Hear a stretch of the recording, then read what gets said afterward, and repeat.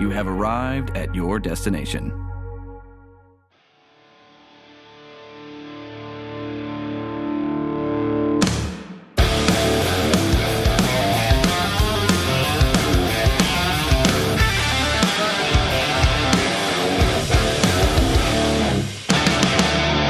That's right, Wildlings. You have arrived at your destination. It's the Sean vs. Wild podcast, and it's time to rock and roll all night and podcast every Tuesday. It's me, the man, the myth, the Sean Thriller Smith, the guy putting rad, back into talk radio. And guys, April is upon us already. And if you're a wrestling fan, you know what that means. It means it's WrestleMania week. And here at the Smithsonian, we are celebrating. I'm going to give you not one, but two wrestling-related podcasts this week. We're taking a break from the normal interview format to talk about WWE Wrestlemania and NXT TakeOver. I'm talking to Jake Hellman from Never Nervous. We're doing a little cross-promotion, making some stuff happen. You guys remember the Never Nervous Network from back in the day? Well, I am joining forces with Jake and Never Nervous to talk about, again, WrestleMania and TakeOver, and I'm hitting you with 2 episodes. So if you are a wrestling fan, welcome to the show. This might be the most relevant podcast for you, the best week in podcast history for you. And if you're not a wrestling fan, I'm sorry, we're going back to the normal interview format next week, so bear with me.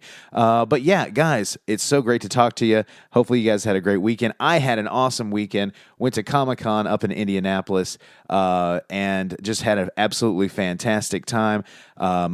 Next week's episodes, I'm going to be playing you some of the stuff that I had recorded and some of the awesome celebrities that I got to talk to and chat with.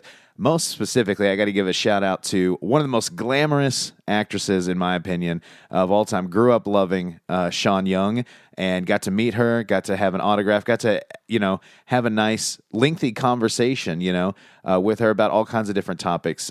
She's from Louisville also, so fellow Louisvillian, 2 Sean's from Louisville, getting wild.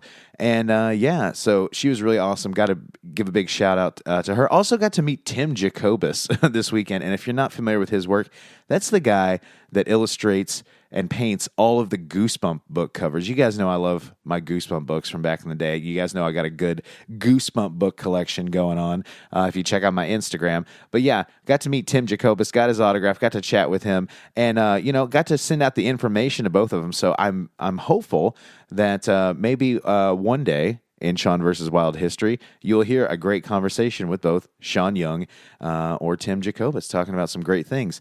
And that hopefully will just be a few of many. So I'm out there making moves, passing out flyers. If you guys heard about the show from Comic-Con this weekend, welcome. I definitely appreciate you stopping by and checking it out. If you guys are a return listener, thanks so much for your continued support each and every week. I could not do the show without you. And also, I cannot do the show without my amazing sponsors. I'm talking about Audible. Audible's an Amazon company. They have over 180,000 audiobooks for you to choose from. And if you're an audiobook fan, like me, you're going to definitely want to sign up for your free 30-day trial. And Audible's going to give one to you just for listening to Sean vs. Wild. All you have to do is go to www.audibletrial.com/Sean vs. Wild. audibletrial.com/Sean vs. Wild. Sign up for your free 30-day and choose your audiobook. Give it a listen. If you like it, awesome. Keep the ball rolling. But if you feel like audiobooks and an Audible membership isn't for you, you can cancel at any time. NBD, no big deal. And you also get to keep your audiobook. Pretty tight. Also want to give a big shout out to Audiophile Inc., my OG sponsor. Shane at Audiophile has been printing all my merchandise for years and years and years, and that includes all my past band merchandise. That includes all of the current Sean vs. Wild merchandise, and he can do the same for you. All you have to do is go to audiophileinc.com and check that out. AUDIOPHILEINK.com. Tell him the Wild Man sent you.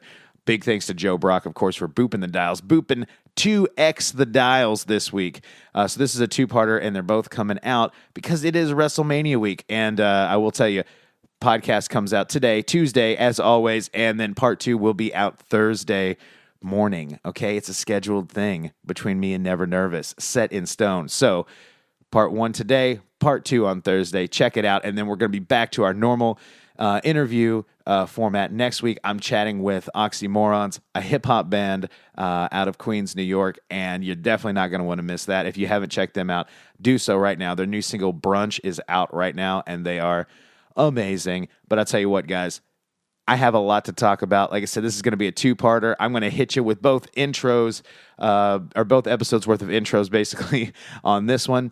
And then let's go ahead and get to work. I've already talked enough. So, guys, thank you so much for tuning in. Let's get wild. All right, ladies and gentlemen, we got a taste of it a little earlier on here on Saturday night's main event when the madness met the mania. I am talking about Macho Madness and Hulkamania, two mega powers beating here tonight. Hulk Hogan, what is happening? Well, you know, me and Gene, we really don't know what we're dealing with here, man. And I'm just kind of a little worried about locking up here. It's all right. Because we just might blow the whole planet up, you know. Everybody knows that Hulkamania is the strongest force in this universe. But when I hit that ring and I saw what the madness was all about, I realized there was a whole nother universe out there, a whole nother frontier, and the power of the madness and the mania just blew my 24-inch guns out, man. You mean to tell me there is another solar system, Macho Man? Unbelievable. I'm still in a state of shock right now. In fact, I don't think I'm going to be coming down for a long period of time. Yeah, reckless abandon is what I used to be. Yeah, but Elizabeth opened up my eyes, and the big man right here, the big man, yeah, he endorsed Macho Madness, and he gave me direction. Yeah. Reckless abandon used to be, but direction now with the mega powers, yeah. Mega powers, yeah. I feel the power now. I feel the power right there, big man. Sure, it wasn't a hit over the head, Macho Man. Oh, no, man, I'm all right. I've never been better, yeah. Don't you worry about the hit over the head, man.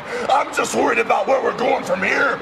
Is it this stratosphere, man? Is it the ionosphere with the madness and the mania as one guiding force? We could go ahead and take the whole I cannot believe this. And all that has happened here on Saturday night's main event. The Mega Powers, the Madness, Macho Man Randy Savage, and the heavyweight champion and Hulkamania. All right, Wildlings, this is Sean. And this is Jake. And, of course, you're listening to The Sean Never vs. Nervous Wild podcast. The Sean versus Wild. Dude, what are we doing This here? is getting ridiculous here, brother. We got to come up with something. Brother, I don't know if they're ready for it. We could take over the whole podcasting universe. Wait, I think I know where you're going here. I think maybe it's time for the Nervous to meet the Wild and form an organization, brother. Some kind of mega NWO style, baby. Nervous Wild organization? Yes, we can take our powers and maybe combine them into one force, brother. I don't know if something like that were to happen, it might blow my 24-inch pythons right out. Brother, oh my God, yeah, brother. Oh, but it's all right. It's all right. That's what happens when the madness meets the mania. The madness and it once was reckless abandon, now it's direction. Yeah, Miss Elizabeth. Guys, that's a little banter for you guys. This is a nice joint effort between Jake and myself. We're going to do a Never Nervous and Sean versus Wild crossover episode this week. Yes, sir. And we're going to be talking about one of our absolute favorite things, maybe my absolute favorite thing. What do you think? It's something I look forward to every year more than almost anything. That's right. We're talking about pro wrestling, and we're talking specifically about WrestleMania. It's WrestleMania week. It's WrestleMania season. It's in the air, brother. It's in the air, brother. Dude, on the poster, who would you be, Macho Man or Hulk Hogan? I think I might be Macho Man. Yeah, definitely. I would say Hulk Hogan and I share a very similar hair consistency on the top, and you have a beard. Well, you're right then. That's it. Yeah, there you go. I was thinking of dyeing my hair bleach blonde though, and getting it super tan. Yeah, so I think you should do that. There's nothing more pro wrestler, especially in that late '80s, early '90s. That's the most. It's like, hey, I just bleached my hair blonde, but the beard, it's brown. It's like, what look are you going for? I don't know, the Nature Boy? I'm looking for a Golden Lion type of feel. I want to look like Ted DiBiase or like Michael P.S.A.'s. No, Ted DiBiase, that was a look, dude. He had a look. When he was in his trunks and he was all oiled up and had the hair like perfectly in shape, I mean, I don't even know how to describe that. DiBiase always, to me, really did look like a lion or like a golden bear or something of some sort. And I remember being a kid just thinking, like, how come his hair and his beard are like two different colors? And now that I'm an adult, I realize that happens all the time when people actually will just grow a red beard, but your hair will be like, blonde. Yeah, what's up with that, though? But I'm sure the $1 Million Man maybe had some chemical treatment. I mean, to he his hair. paid for that, obviously. Yeah, he paid out the yin-yang. That's why his looked so much better, I think, than anybody else's. And we should say we're recording this on a Thursday night, correct? Today's Thursday? Absolutely. Yeah. And so I've been working with Phil on this article. By the time this comes out, we're going to probably know who the University of Louisville basketball coach is. Yeah. But we're doing this article where we're deciding the best pro wrestling managers of all time that could be the coach of University of Louisville. One of them is the $1 Million Man. Yeah, because I mean, obviously, he could just could recruit whoever he wants. Everybody's got a price. He's just just dropping bags Everyone's gonna pay because I'm the $1 Million Man. And you will be bought. How great would that be, though? I'd love it. That's the laugh. Dude, the laugh.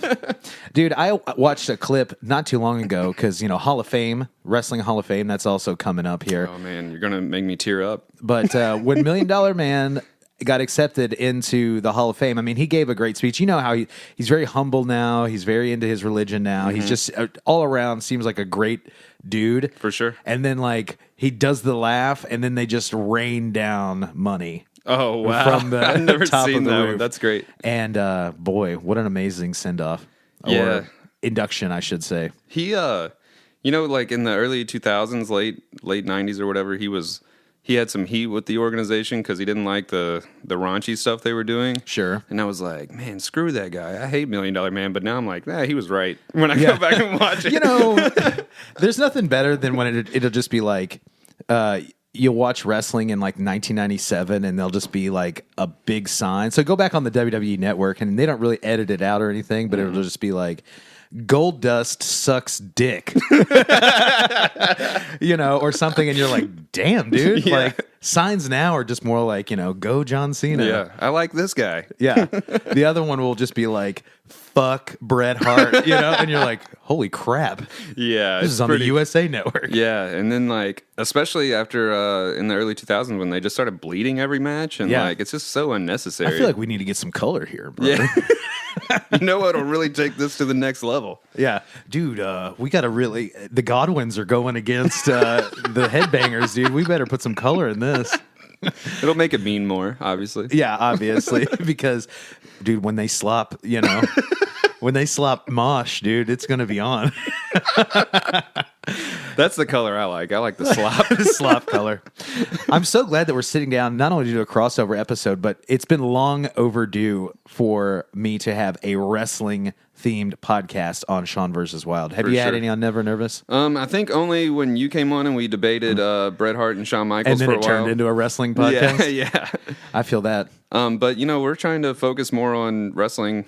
Recently, I've been writing about Jim Cornette and Al Snow and stuff. So yeah, that Al Snow article, guys. If you are a wrestling fan, you need to go to nevernervous.com and you need to check out the article that Jake wrote. Got to hang out with Al Snow. Yeah, I had lunch at Taco Luchador with Al Snow. How fitting, Taco Luchador. It's amazing, man. It was funny too because it was almost exactly 20 years from the time I dressed up as Al Snow for Halloween. Dude. There's a picture of it in the article, of course. I can't believe you dressed up. I've only dressed up as Hulk Hogan, and that was whenever I was young. I mean, really, what kind of nerd am I to be like, I'm going to be somebody that nobody knows? I'm going to be probably the leader of the Job Squad, I think, for Halloween this year. You know what's funny, though? Shout out to my friend Jason Saint, who's like an indie wrestling manager. If you're a wrestling fan, you probably know who he is, but... he sent me a picture. He read my article and he sent me a picture last night of him the same year as me. He dressed up as Al Snow as well for Halloween. How weird is that? That is insanely weird, but I guess it makes sense because Al Snow was pretty darn over. He was, especially if you watched ECW. Yeah, right. Exactly. So.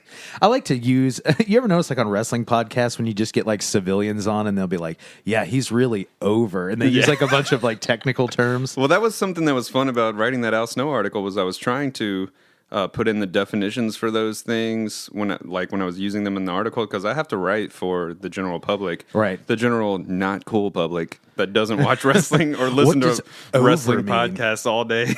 Well, brother just means guy, friend, chum, pal, sport. You got to call him brother. And over means you're really popular. I heard a new one on the on what was it, Bruce Pritchard's podcast the other day. They used boo boo face. Have you ever heard that? No. I guess boo boo face is when a wrestler's like pouting about something. I don't know. It's like a well used wrestling term. Wow. The wrestling lingo Cracks me up. yeah, the glossary of terms just grows every day. I think that's originally what got me back into wrestling. When I realized there was like a whole different language. Mm-hmm. Like, when I first got, because I was out of wrestling for probably 10 years at least. And Daniel Bryan was part of what got me back in, which we need to talk about. Absolutely. But once I started seeing like the podcast and seeing people use that language, I was like, wow, this is a whole thing I didn't even know about. Let me ask you, when did you watch wrestling? Like, what years did you watch wrestling? When did you fall out? And when did you start back up? And what was the reason? What are the reasons why you started watching it? What is the reason why you stopped watching it? And what's the reason why you started watching it again? I would say I started watching probably like 89 or 90, but I was so young, it was like hard to remember, exactly what I was seeing and stuff. But I remember some of that stuff when I go back and watch it on the network. Why did I start watching it? I think I had a great-grandparent that was into wrestling. Yep. And like I had these like VHS tapes of Saturday morning wrestling he would give me and stuff. I still have some of them, and they'll have like Stunning Steve Austin on it and that's stuff amazing. like that. Yeah. So I would say that's probably why I got into it. I was really, of course, into it in the Attitude Era. Absolutely. This is really funny. I was so into it during the Attitude Era that when I got in trouble, like at school or whatever, my dad would ground me from watching wrestling. Man. Like that was the worst punishment Right, yeah, exactly. you could have. Hello. Whoa, dude. But, and then I got out. It's Y2J, man. I know, really. Well, I got out probably right after Y2J, like. I was going into freshman year of high school. I was thinking about this the other day. I was going freshman year into high school, and I was like, I can't be a wrestling fan in high school. Like, Really? So I you won't got be out that cool. early? Yeah. Well, I started watching it much 89, 90. My mom liked wrestling. Her friends liked wrestling. That they'd always go to wrestling on Tuesday nights. But my grandmother loved wrestling, and my great-grandfather loved wrestling. And it's so funny because he was just like that older guy in the front row, like screaming until he was hoarse at wrestlers. Like that was my great grandpa Everett, and that's what he would do. And so wrestling was kind of like a family thing. My sister liked it. See, that's my family like made fun of me. Really? Yeah, they were Dang. like, "Why do you watch that?" And then whenever Attitude Era came in, I remember like my mom and me and my grandmother, we would just get together and rent it off satellite, do the pay-per-view off satellite and get together. And my grandmother always hated Chris Jericho. If I ever meet Chris Jericho, I want to tell him that story because my grandmother hated him, and she hated the way he walked. Which I think is hilarious. And if you go back and watch Chris Jericho walk, he's got a very like kind of strange walk, but he just hated. I'm trying to think of it now. I guess he did strut. We'll watch some of the clips, bro. Yeah. But that was that's like Attitude Era I liked, and I liked it into high school, but I think maybe my senior year, it started falling out for me. Like 2003. Yeah, and it's basically the aftermath. Like the Attitude Era was so hot. Yeah. But then for some reason, the aftermath, like after like The Rock and Stone Cold were gone, after like WCW was gone too, like they had all this great talent, and I watch it now and I'm like, wow, every match on this card is stacked, right? But I don't care about any of these plots, like anything that's going on. The matches are great, but man, it's some of the dumbest. The Vince McMahon's just being a total perv, creep on people, and it's just really awkward to watch. Yeah, I'd be like, Vince McMahon better make out with Trish. Yeah, it's like in front of his wife and stuff. It's like, what is going on? And Vince dropping the N-bomb. Oh, I didn't know about that. On Booker T on like an episode of Raw. I was like, dude. Didn't know that. Yeah. Guys, maybe you shouldn't watch wrestling. I know, really. But I would say like around the time, and it's kind of weird too because they're great performers, but like around the time that it was like Brock Lesnar for the layman out there, Brock Lesnar, Kurt Angle, Eddie Guerrero, and Benoit, like when they were, and JBL, basically all that era. When John Cena came in to wrestling, that's really when I was totally done. It got super cheesy, man. It got really, really cheesy. And so we basically, I guess, stopped at the same time. When did you start? When did I start back? I started back. I started hearing words about CM Punk. I knew about CM Punk from I think when they brought back ECW. I watched for a little bit and I was like, wow, this is not ECW at all. You Right. know? This is the exact opposite. Great. Yeah, exactly. You guys aren't even trying, but so Mark Henry, ECW champion. yeah, Big Show, Right. Big Show in a Singapore cane match. Like, what is going on? There were so many Singapore cane matches when they brought back ECW. I stopped watching, but I knew who CM Punk was, and once I guess word got to me about the pipe bomb promo he did, and then I read a article in Grantland hyping up Daniel Bryan from David Shoemaker. And I don't know, I just read about Daniel Bryan, I connected with his story, and that's seriously what I turned it on one night. Miranda and I, my wife Miranda, started laughing about it, and then we've been watching every week ever since. Yeah. Well, I got into it because around the time that was happening, I was still not watching it, but I was on Warped Tour and somebody was telling me, "Oh, hey, like it's good again. You got to check it out." Yeah. And I was like, "Oh, yeah, I might check it out." So this is 2014. And I was like, yeah, I might check it out. I don't know. And he's like, here's my network password and username. Just go home, watch it. We'll talk about it. Oh, so you weren't watching it before the network? No. Oh, man. But I was excited. I had heard about the network and I was reading about it. And I thought, well, maybe this is something that would be good for me because I just loved the old stuff. And when I heard that the old stuff and the old pay-per-views are going to be on there, I was like, yeah, this is probably something that I'll check out anyway. What was the first thing you checked out on the network?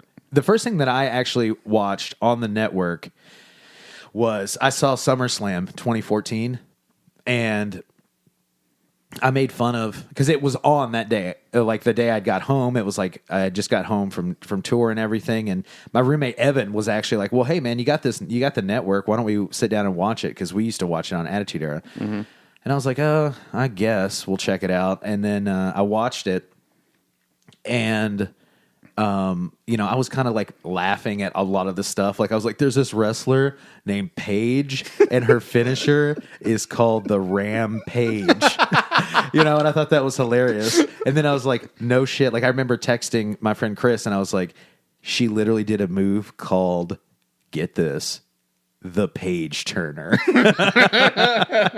And so we were just laughing about it, wrestling and stuff. And then that kind of got it on his radar too. And then Total Divas had just come out on E as well. And so he had been going back and he had gotten a network username and password.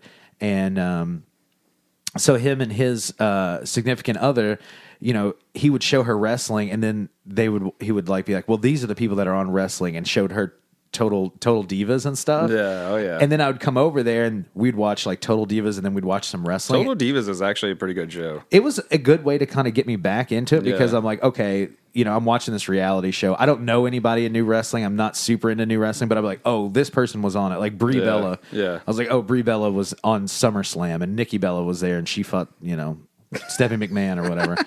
But then also too, John Cena's on there, and then Jimmy Uso's on there, and a few other people, and that's kind of like how I got back into it. But also too, CM Punk had already left by the time that I had watched it. But the name CM Punk, I was like, oh shit, yeah, I know CM Punk because CM Punk and Chris Hero fought at IWA Arena every fucking weekend. So did you? Whenever I was growing up. Did you? Oh yeah, I guess that's true. Were you keeping up with any of the indie stuff in between at all? Because I didn't even know about ROH or any of that stuff. I had heard I didn't of even know Ring of Honor. IWA was still going on around here for the longest time. Yeah, I didn't know if it was still going on either. But see, I was raised in Charlestown, born and raised, brother, Born and raised in Charlestown, and that's where IWA was running shows for like a super long time. Oh, So yeah, you'd yeah. go there, you and your friends would go there, get dropped off for good, clean wrestling fun on a Friday night. Surprise, mom and dad! People were bleeding hepatitis all over the place. But CM Punk and Chris Hero. I'd see them wrestle all the time. But as far as the independent stuff, I had heard of Ring of Honor, but I didn't know anybody that was in it. I knew TNA was a thing. I had tried watching a little bit of that. Wasn't into that it's ring. so bad. And I can't watch TNA any of it. I can't take any of it, dude. Honestly, TNA, I keep going back to trying to watch it, and it's not good. The only thing good that they've ever done was the deletion, the final deletion. Oh yeah, but that's Matt Hardy, and Right. then they did it even better on Raw this week. Well, not better. It wasn't better. They did it pretty awesome. They though. did it awesome. They did yeah. good justice to it. My favorite part was the chair of wheels, Yes. mower of lawns. Mower of lawns. That was the best part. Yeah. But I got a funny first day of network story because I was like, it was like huge anticipation for me Right. because I'd been like, I would say at that point I'd probably been hard into wrestling for like a year and a half. I've been hard for a year. I've been hard for. I'd never saw a doctor, But that's what the network does to you. but I was way into wrestling for like a year and a half at that point, and so the day I was like counting down the minutes until I could just like get the network up on my internet or whatever, and then they release it. I try to get it to work. It won't load a show. I'm trying to watch, what was it, King of the Ring 98, where they did the Hell in a Cell, Mankind. Was it King of the Ring? Yeah, King of the Ring, yes. Yeah. I gotta, well, yeah, anyways. Where you got to see one grown man throw another grown man off of like Yes. a 20-foot structure into a table. Of course, that's the first thing I That want to was the see. first thing I was looking for. So it wouldn't work all day. I was like fucking freaked out. I was, checking the FAQs and like calling people. You couldn't get anywhere because it was so busy. And then like it was probably 10 hours into the day trying to get it to work. And I tried it on Safari instead of Google Chrome, and it came up immediately. Oh, man. So I missed out on 10 hours of watching the network. Dude, trying so hard. But, dude, I got so into it again really quickly, though. Like, after Yeah. I watched SummerSlam, and then I showed Chris SummerSlam, and we were kind of just talking about it, and we were talking about some of the things that we liked and what we didn't like, and, whatever. And then wrestling's like one of those things where it might be hard to jump into, but after a few weeks, you kind of... You're in it. They wear Yeah. their characters on their sleeve for the most part. So Yeah. you figure out who people are and all that. And so, yeah, and I've just loved it ever since. I think it's great. Yeah, at first, I think when I was getting back into it, it's hard for me to get past like the suspension of disbelief for some of the just really stupid stuff. Right. But then when I when you're able to just laugh at it and have a good time and just say, I don't care, this is like what I do for fun. Right, exactly. You know? And for anybody that might be listening, I don't know why you're probably still listening if you're not into wrestling. Maybe you want to get into it. I don't know. But, Max Landis has a little fun YouTube short called Wrestling Isn't Wrestling. And I would recommend anybody Is that the check it Triple out. H? It's the story of Triple H. Wow, it's amazing. And it's funny, a lot of different celebrities and little cameos in it, but he makes such a good point about wrestling where they're like, dude, wrestling is everything but wrestling. And it has more in common with something like Game of Thrones. It's kind of like Walking Dead isn't about zombies. Right, exactly.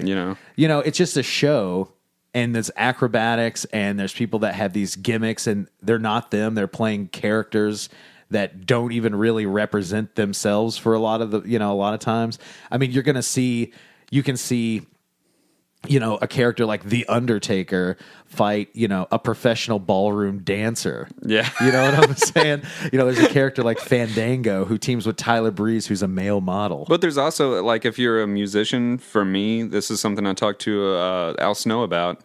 A big part of what I like about wrestling is the way they're able to control the crowd. Yeah. And that's like one of the biggest parts of wrestling is like you are trying to make that crowd freak out in whatever way you want them to freak out. If you want them to be angry at you, they're able to make them, for the most part, they try. They're able to make an entire crowd pissed off at them. Like that's amazing. And some of the dynamic too is like they'll come out with a character and they'll think this is going to be the best good guy ever, and people just hate them. Yeah. You know what I'm saying? Like like Roman Reigns, they're trying so hard to make him be like the next, The Rock. Or what about a great example is, The Rock's a great example, but remember when New Day first came out? Yeah, and they wanted New Day to be like the most like good guy trio. And they kind of had like a gimmick of like three like Baptist. Like they just kind of have like three Baptist preachers just or like something. preaching positivity. Oh, it's a new day. Yes, it is. Yeah. And it's all about positivity, and they're doing their dances. Then they and ended up everything. being like one of the best heel bad guy tag teams, that there were for a while, and then And now they're one of the greatest good guy tag teams. I mean, if you don't watch wrestling, here's what usually happens: is if you're really good at being a bad guy, everybody just loves you for being such a good bad guy. Exactly. So then you're a good guy. So yes, let me give you an example too of just how great wrestling is. You brought up New Day. So New Day starts out as a 3-man team of like almost like Baptist preacher style, like preaching positivity, and then they like clown on people so hard and cheat and do all this bad guy stuff. They become like the craziest bad guys, and people love them. And then now their gimmick is they have unicorn horns. They have Bootio's cereal. They play trombone and throw pancakes. Yeah, exactly. It's so stupid. But people love it, me included. Yeah, I love it too. They're And great. It's so great too. One of the big things that I love about wrestling is you just see the characters go on and on and on. They grow. That's what that wrestling isn't wrestling thing is. The best part about it is like Triple H has a 20-year story arc or whatever. Exactly. 30 years. And it's still going. Like he's about to like own the company, basically. Right. So imagine, if you like Friends and you like Chandler for 10 years, well, imagine seeing what Chandler's been up to this whole time since the show is over with, Both on the show and in his real personal life, Exactly. It's insane. And so wrestling, big, it's hot right now, guys. So I suggest if you haven't checked it out, check it out. But enough of the preamble here. Yeah, we've been just rambling. We've been rambling. But yeah, it is WrestleMania season. I mean, let's just go ahead and say WrestleMania month. Daniel Bryan getting cleared. Yes, is the thing to talk about. Let's go ahead and take it right off the top, guys. Let's bury Daniel the lead. Bryan, the American Dragon, is back. Oh, well, let me tell you my theory and get your reaction because I've been pumping you up about this all day. All right, dude. Well, guys, all you need to know is the American Dragon, Daniel Bryan, is back. Yeah. Okay. So he's back after 3, years of being retired for concussions. They finally cleared him just in time because his contract was running out. And boy, New Japan is drawing big business over the past year. Okay. So storyline: Daniel Bryan has to fire Kevin Owens and Sami Zayn Tuesday night on SmackDown, right? Okay. And they beat the living hell out of him. We're all expecting this tag match with Shane McMahon, Daniel Bryan versus Sami Zayn and Kevin Owens. May not happen, but that's logical. Whatever. Probably what's going to happen. Well, today, Kevin Owens changes his Twitter to Kevin Steen, his Twitter name. I'm thinking we might see at WrestleMania an unsanctioned, you can't see my air quotes here, unsanctioned match with Steen, El Generico, American Dragon, and Shane McMahon. Dude. See, and you know what? I'd be down with that. So they fired them officially on SmackDown, you said, right? Yeah, well, storyline, yes. No, they're out on their ass right now. They've been in the unemployment line all day. He's already changed his name back to Steen.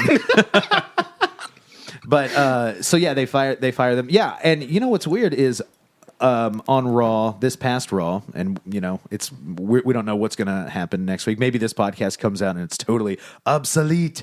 Yeah, but Miz calls out Tyler Black and Prince Devitt. But Prince Devitt. So they're calling out basically Finn Balor and Seth Rollins. Yeah, I wonder why is this now use of their indie names coming back? I don't know, but I mean, I like it. I feel like they have to embrace this at some point. What about a faction? You think? Oh man, wow! Like an indie wrestler faction. Like what if this would make a lot of sense too? Daniel Bryan could turn on Shane at WrestleMania, and that ROH faction is there. Yeah, it's exactly. already there. He just changes his name to Bryan Danielson. Yeah. Bryan Danielson, Steen, and Generico. I want to see El Generico so bad. Dude, did you ever see whenever the Drifter, Elias Sampson lost his match, his loser leaves NXT match, and he came back to fight in a mask as El Vagabondo? Yeah. I would love to see Zayn come back as an El Generico character. So good. It'd be... Dude, Elias Sampson, now there's a guy that WWE is just shooting to the moon. Yeah, but they're having him just get destroyed by Braun every week. Yeah, that's true. But I'll take it. Oh, yeah. Could be worse. I love Elias, dude. Have you ever watched that Ride Along show? Oh, yeah. Did you see the one with Yes. Yeah. Yes, I did. Elias was hilarious, Yeah. dude. Then the Bullet Club were on the with the other one, dude. I love Gallows and Anderson. They've been doing the ride along really well, where they'll do like one serious ride along, and then the other one is like the guys in total character. Right. It's great. Yeah, they're killing it. So yeah, Daniel Bryan back. Don't mean to get off topic. There's just so much to talk about when it's really. wrestling. Yeah. It's rosters of hundreds of people. You know what I'm saying? So and everybody's awesome, and some of people like really suck. So Yeah, is there what match are you not looking forward to at WrestleMania? oh man, what do I have to choose from here? I mean, there's so many. I would say lower for me is like the Rousey match. Yeah, here's the thing. I'm interested to see what Ronda Rousey can do. I Okay? am, but that's not like what that match is even about. Yeah. That's going to be a Triple H Kurt Angle match with some Rousey spots. Yeah, I agree. I mean, she's gonna be the one that everybody's got their eye on, and but I think though, okay, she's an athlete that is very disciplined. You have to be very disciplined to be an Ultimate Fighter. You know what I'm saying? Yeah. Well, even a silver medalist in judo, like the only American to medal in judo. Exactly. Yeah. So a lot of people are coming in and just being like, "Man, she's going to suck. She's going to be garbage. No, she's going to be terrible." I don't think so either. And a prime example too is like somebody like Shayna Baszler, right? Shayna Baszler, also one of the 4 horsewomen of MMA, didn't reach the levels of Ronda Rousey. And she's killing it in NXT But right Shayna now. Baszler was like top 10 for over a decade That's in true. women's fighting. So yeah, But she she's went awesome. number 1 like the Rouse dog. No So doubt. imagine if she put all that sort of discipline. And what into about that Shayna Baszler Ronda Rousey match when that happens? I mean, that's like a dream match. or whenever they team up to go against the 4 horsewomen of WWE. That's another thing. Yeah. So There's a lot of one thing I was thinking about with Daniel Bryan being back is the dream matches that you can have. absolutely, I him mean- and Styles, him and AJ Styles, Nakamura. him and Nakamura. Yeah. And I mean, he's even went on record. You can look up YouTube videos of him years ago when he was before Saying Nakamura was his number one. Yeah. being like, this would be my dream match. Some guy named Shinsuke Nakamura. Yeah. That was not on your radar back Yep. in the day. Also, Daniel Bryan versus The Miz. I would really be Love excited to about. see. Yeah. And it's so funny. I text you today, and I was like, "The Miz can do no wrong." And then Yeah. I just literally was like, "I never thought that I would No. ever say that." But he can't right now. He's great. and if you were to ask me 2 years ago about The Miz, I'd be like, "Dude, The Miz fucking sucks." That was one of the things when I first got back into wrestling. I was like, "Who the fuck is this guy? Yeah. Why is he here right now?" Yeah, he's so lame, and Yeah. he's such a dork. Dude, I had this idea for The Miz. Wrestling fans, you're about to hear my idea, my dream booking, as wrestling fans like to do. But I always thought it would be great if The Miz... Do you remember back in the day? So you watch wrestling like 89, 90, 91. Do you remember when they would do like the post-match little embarrassments? What do you mean by embarrassment? So like $1 Million Man would like have Virgil flick out a few like $100 bills and he would shove it in his opponent's mouth. Oh yeah. Or the Undertaker used to put people in body bags Yeah. and stuff like that. I think it would be Or spray painting people's backs. yeah, spray paint exactly.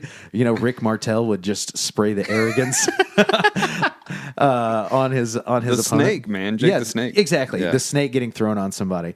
I think The Miz should sign an 8x10 headshot like Johnny Cage. Drop it on them? And drop it on them. Oh yeah. Just like Johnny Cage in Mortal Kombat 2. That'd be good, dude. That would be good. WWE, you're listening right now. I guarantee it. It's WrestleMania weekend. You're probably trying to get all the publicity you can get. The putting money in their mouth is something that every created character I've ever made on wrestling games does at the end of a match. Dude, whenever you play wrestling games, do you ever I find that I always spend more time I'll spend hours creating a wrestler and getting their outfits and stuff done and like making it look as cool as possible, and then never give them a move set. No, actually, I can't be bothered with this move set. Better use Stone Cold's. Well, yeah. So I would, they have like created move sets. Yeah. So what you can do is you can Google, and the move sets will be like some generic name, like moveset 12. But if you Google it, it'll be like some classic wrestler's moveset. Right. So I'll take like a classic wrestler that I kind of want him to wrestle like, and then I'll find a new finisher and signature for him, and that's it. That's Exactly. all I gotta do. Yeah. That's what I always do. Then you tweak it as you go. But honestly, I got so sick of wrestling games because they don't go anywhere. Right. There's nowhere to go with it. If you own one, You own them all. Yeah. Except for No Mercy. No Mercy's the standout for sure. Or WrestleMania 2000. One of those two. They're the same game. No Mercy's better. I agree. Yeah. So, updated roster. Gotta love that. Diggity. Diggity dog. Burn, burn, burn. Socko. The Rock says. The Rock says, know your damn role. Socko. Yeah, this is what the podcast has turned into. It started out as a wrestling podcast. Now it's just two dudes scatting the main credits to No Mercy. But yeah, I would say, in as far as WrestleMania goes, I'm excited to see what Ronda Rousey's up to. And I'm excited to see what Daniel Bryan's going to be up to. Really, the big match for me that I would say I'm looking forward to the least is Brock Lesnar, Roman Reigns.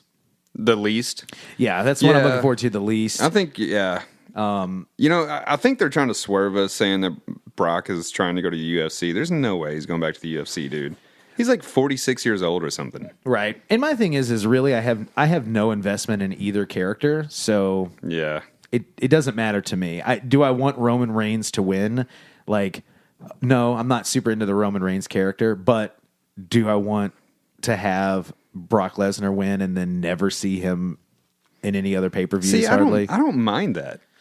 I don't know. I kind of... Hulk Hogan didn't wrestle at every show. Yeah, that's true. It's just a different... We're like...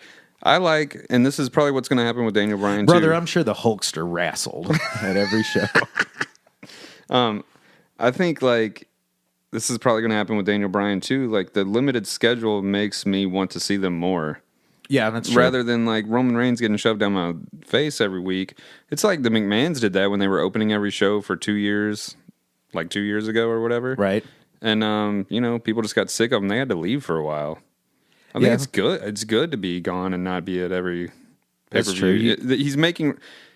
If they have done this storyline right or had, like, Braun versus Brock at WrestleMania or Finn Balor versus Brock at WrestleMania, I think I would be super excited, and Brock being at WrestleMania would be a bigger deal. Yeah. Than it is with a Roman Brock match that we've already seen. Yeah. What's Finn Balor up to for WrestleMania? Oh, dude, it's going to be Finn, Seth Rollins, and The Miz. Oh, triple threat? Yeah. IC title? Yeah, man. That's going to be a good one. That's going to be like a Matt classic. That's going to be a Matt classic. Here's some wrestlers that I'm not into on my list of WWE wrestlers that I'm super not into anymore. Mm-hmm. Number 1, Dean Ambrose. Number 2, well, he's not even Seth Rollins. Really? Dude, it's a 1-2 punch. I can't stand him. It's bad because I'm just like, it's bad that I like Roman the best, and I don't even like Roman that much. Well, here's the problem with Seth Rollins. If he's a bad guy, he's awesome. He's awesome. As a good guy, he's no bueno. Yeah, exactly.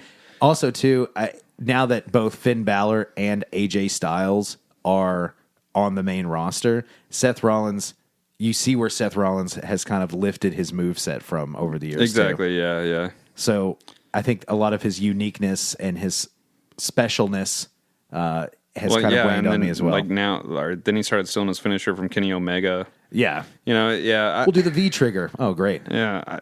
I still like Seth. I still think he's great in the ring. I just want to see him be a bad guy again. That would be nice. Dean Ambrose, whatever. The guys I don't care for is that entire United States title scene with Randy Orton, Bobby Roode, and Jinder Mahal. You not into Bobby Roode? Well, not as a good guy. Yeah, that's kind of weird to me. Yeah, it doesn't make any sense. This guy's coming out talking about how glorious he is and how beautiful he is, and he has these shiny robes and stuff. How is he a good guy? Yeah, I don't know. He's not. And that's so weird to me because I watch all the pay-per-views. So, if it seems like I don't know what I'm talking about, it's because I'm not as big of a fan maybe as you are, but I am a huge fan. Yeah. And my thing is like, dude, that's a lot of wrestling to watch every week. It's too much. So a lot of times I watch clips of Raw, clips of SmackDown. I will watch NXT every week, and I will watch every pay-per-view. So I watch Hulu. You get the 90-minute I get the 90-minute version. Raw, but I watch it passively while I'm like getting ready for other things. But I make sure I see what I want to see out of it or whatever. Yeah. I'll always miss out on whatever Titus O'Neil's doing. They cut it out every time. Dude, yeah, imagine that. I feel bad. I'll tell you a wrestler that just really does nothing for me is Apollo Crews. Yeah, he does nothing for me either. Does nothing. And smiles too much. I was like, man, this is a great athlete. When I saw him in NXT and stuff, I was like, this guy's a great athlete, but they're not doing anything with him. And he's a great athlete. There's literally nothing else there. Yeah, I agree. You know who I think they should put him with? Is Cedric Alexander from 205 Live. Oh, that'd be great. They make a great tag team. They're both high flying. I thought you were going to go somewhere else with that. They do share common characteristics physically. Wrestling does that all the time. Yeah, they do. Because now like Tozawa and Hideo Itami are a tag team. Or even Titus O'Neil and Apollo Crews. Yeah. I don't know why they do that. I don't know either. The New Day. The New Day, yeah. You know, the Usos. They're brothers, but also Samoan. You know. But I'm saying like... The Bludgeon Brothers. The Bludgeon Brothers, yes. Big white men with beards. Big brawny men. Yeah, they should get Braun Strowman in there too, right? Oh my God. Just kidding, Wyatt family. Already did it, guys. It's already happened. But yeah, like somebody like Cedric Alexander, they could be like a high-flying team, and it'd be exciting to watch, you know? Mm-hmm. Like the Rockers were fun to watch because they're a high-flying team, you know? That's true, man. That would be, I mean, Cedric Alexander can really go. He's facing... And Apollo Crews is really strong on top of it, too. That's true, yeah. You know, it would... Power and glory, man. Hercules and Paul Roma, man, baby. If their powers combined, I don't know. That's true, man. That would be super interesting. Cedric the Alexander. Cedric the Entertainer. Cedric the Entertainer is in the 205 Live division. No, he's facing Mustafa Ali at WrestleMania. That's got to be a pre-show match. I'm sure it will be. Yeah. But it might steal the show because last year, Neville, Austin Aries, pre-show match. That was last year. I was there. Fantastic. Yeah. I was there. It was great. Yeah, fantastic match. But it's also the reason that Neville quit the company. I thought he quit the company because he had to drop the belt to Enzo Amore. No, he quit because he wasn't getting the royalties from the WrestleMania match because it was on the pre-show. Did hear about that too. Yeah. I'm sure it was a 1-2 punch. Hey, Neville, we're not going to pay you. Also, go ahead and drop the title to Enzo. Dude. A guy who I was never into him. And I thought he was hilarious, but... I was just never into his wrestling. Obviously, his in-ring work was... What wrestling? Exactly. He just got beat up. Have you ever heard Simon Gotch shoot on him? No, I'm sure that's great. Yeah, it's hilarious. I suggest you check it out on YouTube, listeners. Google Simon Gotch, Enzo Amore, and he rips that dude apart. Wow. Let's see what else is going down with WrestleMania. Nia Jax, Alexa Bliss. I'm actually into Nia Jax right now. I am too. I'm so surprised because she never, I never cared about her in NXT or anything she's done before, but they have me carrying now, and it's I great. agree. I'm totally impressed with what they've done with that story. And they did it in no time too. Like they just done it in 2 or 3 weeks. Dude, Alexa Bliss is fantastic. Magic on the mic. Yeah, she is. But I think with Nia Jax, She can go in the ring too. I agree. Yeah. She's got great skill. Nia Jax, though, I feel like they always made it to where she would lose because she did something like bumbling. Like, I'm going to run full force and accidentally hit the steps when you move away. Take out the entire, what is the that wall? Side wall the panel, side wall. Like the piece of wall that they have stick out just so you can run through it. Right, exactly. Yeah, I feel like that was like her role. It's like, I'm just going to run head first into the turnbuckle when you move. But she had a great match with Asuka, which her match with Asuka in NXT was pretty good too, but it was better this time around. I agree. And then Asuka versus Charlotte. Let's talk about that. Now, I could see that being the main event too. Dude, could you believe it? I could believe that as a main event. Yeah. That would be insane. A women's match headlining I would love to see WrestleMania. And that's a huge match. The truth is, the main event spot doesn't even, the last match doesn't matter anymore. It doesn't necessarily mean main event, but it means something for the women's match to be in that spot. Yeah. You know? It does. That's definitely something new that they could do. And I think personally, so when Asuka won the Rumble, for weeks, they're just like, yeah, she'll be going against Alexa Bliss or going against whoever wins the Elimination Chamber. Mm-hmm. And I kept saying it over and over. I was like, she didn't pick the winner. For a reason. For a reason, yeah. There's no graphic yet. Exactly. There is no graphic. And Ronda Rousey came out and all that good sort of thing. But I was like, dude, she is going to fight Charlotte. I have a feeling WWE is just going to give it to us this year. Big time. I feel like WWE... I love it when they give it to me. Dude. They're giving it to us with AJ and Shinsuke, too. That's what I'm saying. You got AJ Styles and Shinsuke Nakamura. Asuka and Charlotte, like those two matches right there are main event matches right there. Yeah. It's going to blow the roof off the place. And Dude, Asuka Charlotte is going to really steal the show, probably. I mean, besides whatever, I mean, it's going to be hard to come on after Daniel Bryan, like the pop that he's going to get.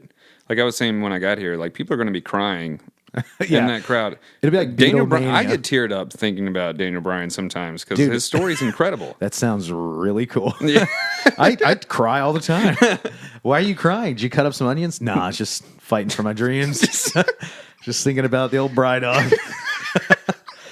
Hold strong, Bri man. You know who really makes me like just cry like insanely is Jake the Snake.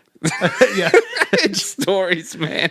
Dude, Jake the Snake, pick your poison. If you haven't checked it out on DVD, man. you got to check it out. I If feel you bad need a for good that cry, dude. Oh if my you need God. to cry, man, that's the one. Yeah, that's the one.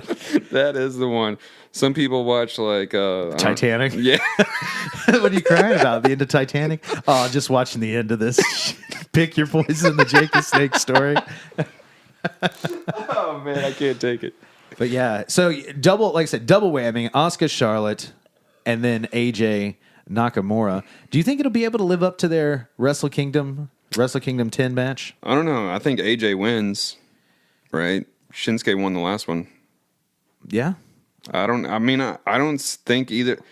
Okay, AJ hasn't lost a step. Shinsuke had to win because AJ left right after that. Yeah, exactly. So, But like, I think AJ hasn't lost a step at all. But Shinsuke hasn't really done a lot to get me excited in WWE. not in WWE. I think this Only is that going to be Sami- his his, like, coming out party. His first match with Sami Zayn was amazing. badass. Yeah, absolutely And fantastic. then nothing else since then has really like done anything for me. So I think this will be like his coming out party. I mean, he's going to be at WrestleMania. I mean, Royal Rumble. The Royal Rumble was awesome. I mean, can you believe though WWE had Nakamura and Asuka win the Royal Rumble? I can't. I couldn't believe that either. There's And like- those not are- just because they're Japanese or anything, but these are just two talents that weren't homegrown WWE. And also, it's like they're the like indie darlings that people were excited about before they were ever had anything to do with WWE. So Right. like guys like me that watch like New Japan a lot and stuff, we're like excited about Shinsuke. We never thought WWE would ever give him a chance like at winning the Rumble. Winning Yeah. the Rumble is a big deal. That was a huge deal. Yeah. So I think Nakamura's gonna. They're gonna put on match of the century. Maybe. I Yeah. mean, the thing is AJ Styles never has a bad match with doesn't. anybody. Shinsuke, it just seems like he's been phoning it in. I kind of would agree with you as well. But I mean, Nakamura having an Americanized match with, say, Dolph Ziggler, Oh god. or having he had a great match with Rusev. I thought last pay per Oh, view. that match was great actually. Yeah. So Nakamura is kind of on an upswing in the last couple pay per view outings, and I think he'll just deliver it 150%. I think on this so, one. yeah. I forgot how good that Rusev match was. Yeah. I hope they I mean, dude, if anybody could tear the house down that night. In fact, if they're going to put something on after Daniel Bryan after that Daniel Bryan match, it's got to be that. Yeah. I don't know what else could bring the crowd back after that. Maybe Charlotte.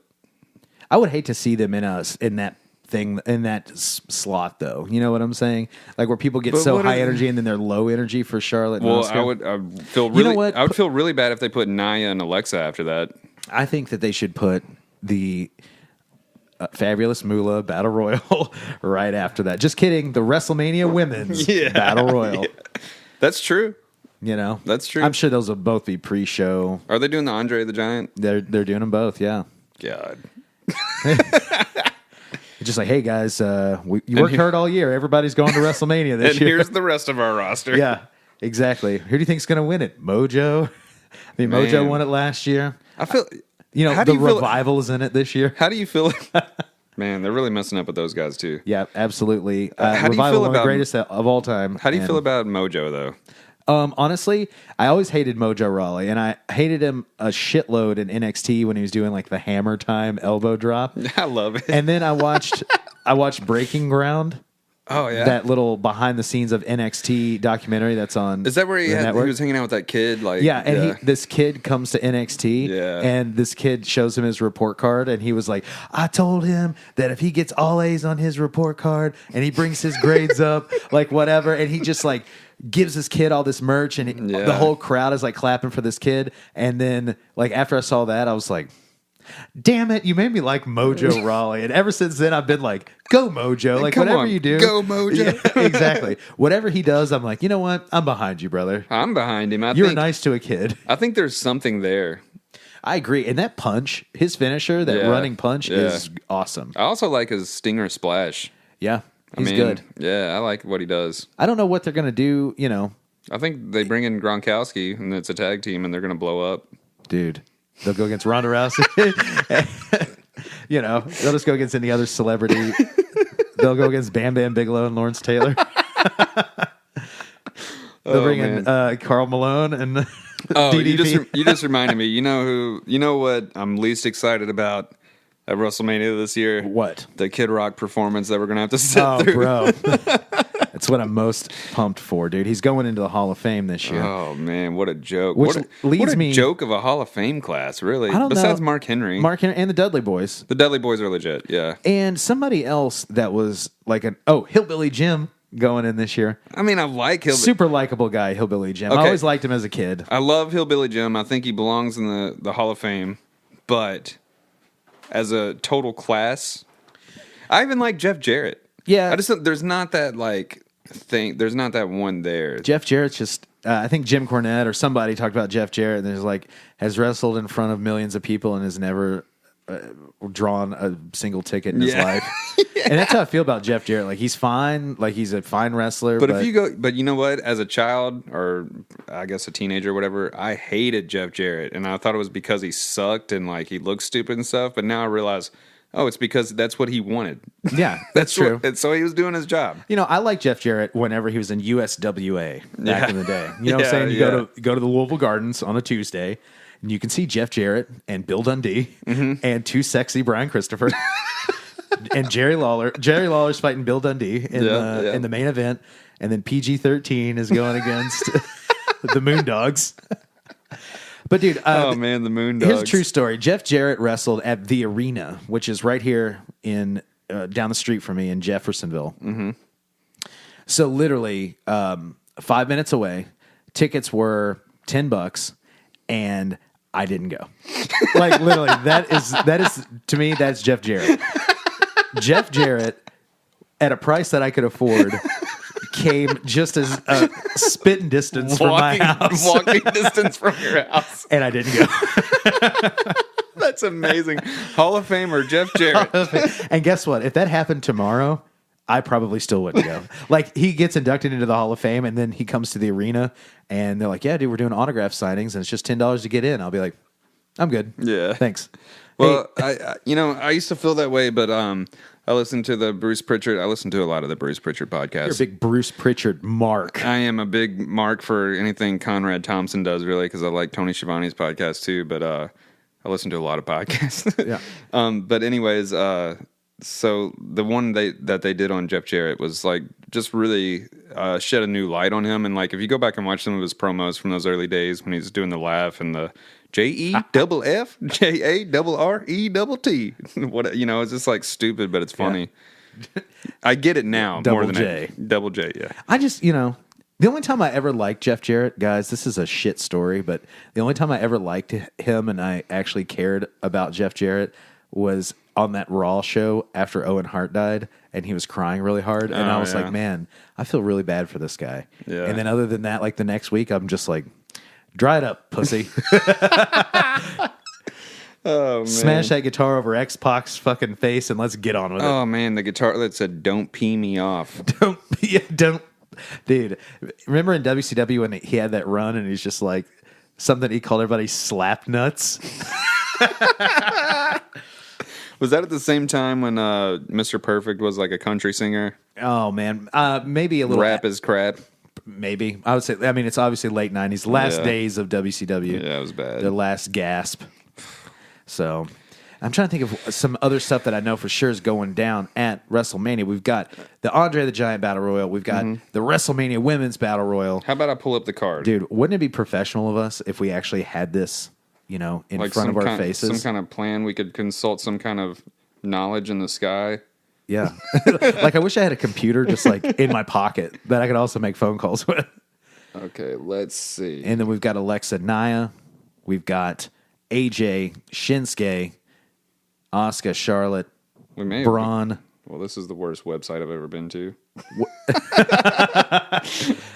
Brock and Roman. Braun and... what's Braun doing? He's going in that tag team tournament? Braun is fighting for the tag titles. That's awesome. Against the Bar. Yeah. We are the Bar. Also, the Bar is pretty lame, too. Man, I like their in-ring work. I like them better together than I have in a long time. But what are they? What is that? Dude, they wear kilts. They wear camouflage kilts and like... And, military jackets, dude. Yeah, I don't... What do you mean? So I think we've hit all the matches. Undertaker, John Cena. Oh, Undertaker, John Cena. Now this is a great segue. Had I, utilized this just a few minutes ago, Kid Rock is going to be there, guys. Yeah. And then Undertaker and John Cena. And why I say that, I'm sure everybody on the internet has thought about it. I thought I was cool just thinking. And I was like, yeah, everybody knows that. Yeah, actually everybody thinks that. But dude, I think we're going to see the American badass Undertaker. I think it's Cena. 100%. I think it's kind of a shame. Undertaker's last match, Kid Rock is just playing you in, brother. Huge American flag waving off your Harley. Here's the thought behind it, I guess.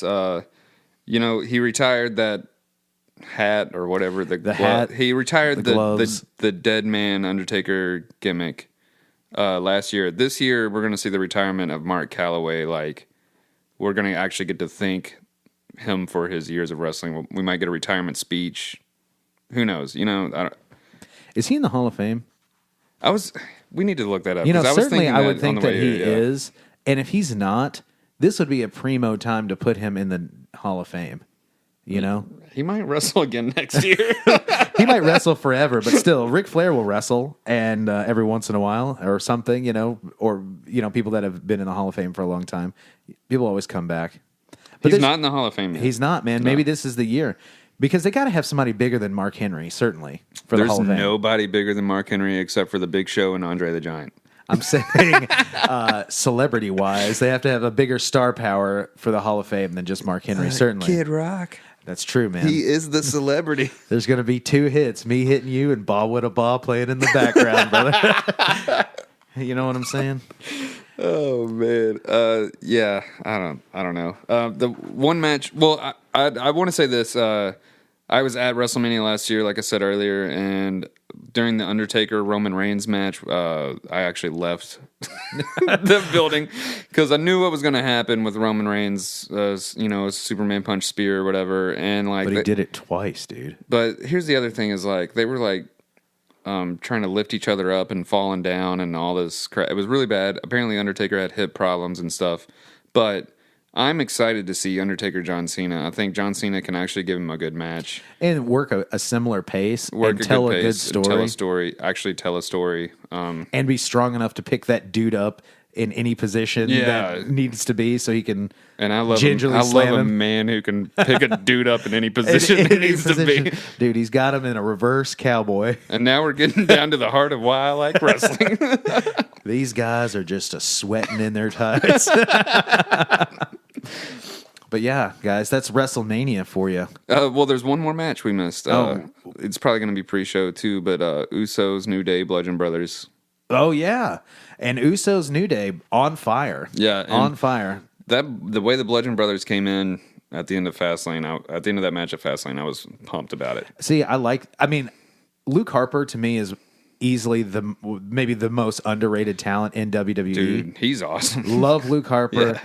I'm surprised they didn't break him out a little harder as like a singles competitor, especially when I think he got hurt though too. Yeah, but I mean, he would be perfect for somebody in the IC title or even the US title. Do you remember when SmackDown first became its own brand and they had him in like Fatal 4-Ways for the world title and stuff? Yeah, like, it was awesome. I mean, he held the belt. He beat Dolph Ziggler a couple years ago for the IC championship. Yeah, he can do it, and he's great. And now he's in killer shape too. They put him in the Bludgeon Brothers. He's also in this new movie called Mohawk. Really? Yeah. What's that about?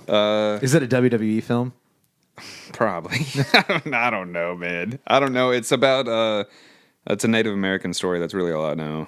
Some kind of I don't know. I'm not going to try. Classy. I'm not going to try. It's called Mohawk. No, I'm not going to try to explain it. Is Tatanka in it also? Okay, I got to tell you a story. Pinball machine at Rec Bar. At Rec Bar, the Royal Rumble pinball machine with Tatanka. Oh, I didn't tell you, dude. I placed on it. Oh, nice. Yeah, I'm 6th on the Royal Rumble pinball machine now. Guys, go to Rec Bar. Look for JCH. JCH in the house, number 6. But dude, I love that pinball machine because it's just like Macho Man almost the whole time just going, yeah, oh, yeah. And it's just like shaking every other machine. I got to tell you a fun story about Tatanka, okay? I don't know where you want to go from here. Maybe we'll do a part 2 if you want to. We're 57 minutes into it. If not, we're just going to have an awesome part 1. Yeah, why don't we do a part 2? Yeah, because we still have to talk about NXT TakeOver. Yeah. So, but to It's all right. But to wrap up a nice WWE, we'll do all NXT related stuff on the next podcast. How about that? We'll do that. Okay. Yeah. It is WrestleMania month. We can do whatever we want. We make can the even rules. talk Cody and Kenny. Yeah, that's true. We absolutely can. But to just kind of wrap up here, I want to tell you a story. So when I was a kid, I had a tape of Superstars, All American Wrestling, some sort of Saturday or Sunday morning wrestling show, Mania. But Tatanka is cutting this promo, and he's outside, and he's by. I've never heard that sentence in my life. Tatanka is cutting this promo. Basically, he's just talking to a camera, guys. If you don't know what cutting a promo is, but he's just talking, and he's nobody listening right now is not a wrestling fan. At this point, 1 hour in, I've been trying to say good guy and bad guy the whole time. Yeah. No, not anymore. Face and heel, guys. So Tatanka's totes face, and he's cutting this promo, and he's by this babbling brook, right? And he's talking about the strength of all the braves of his native ancestors, and how Luke Harper. Yeah, exactly. And how his strength will be, like water that can break down, barriers and be whatever. And, he's given this like inspirational type of, promo Mumbo speech. jumbo. And then he hits him with that Tatanka call. Go ahead and give it to me. Yeah. The rebel yell. And he's got his arms up in the air, and he's like doing that rebel yell. And then in the background, I swear to God, as it was fading down, you just hear this guy go, "Shut up, I'm trying to fish."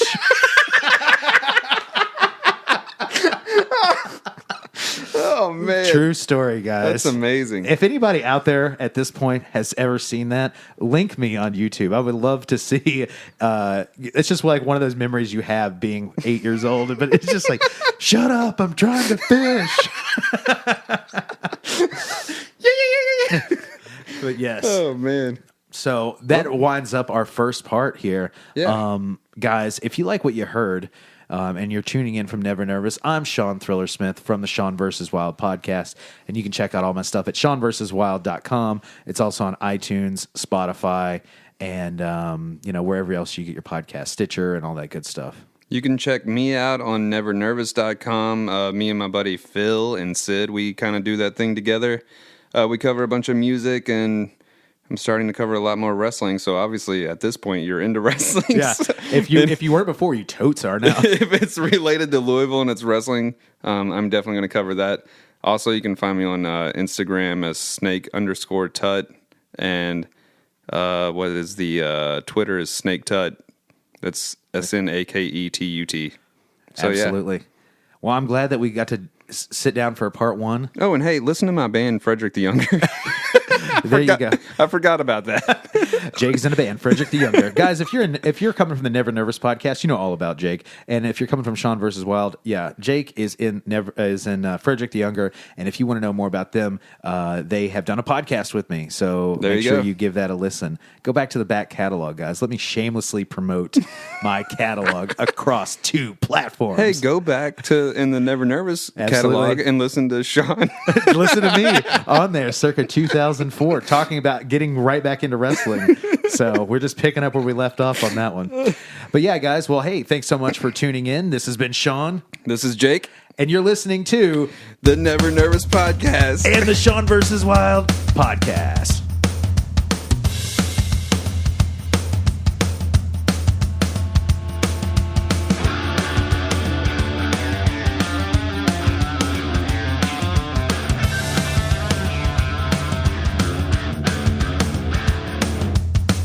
Thank you for listening, DNN.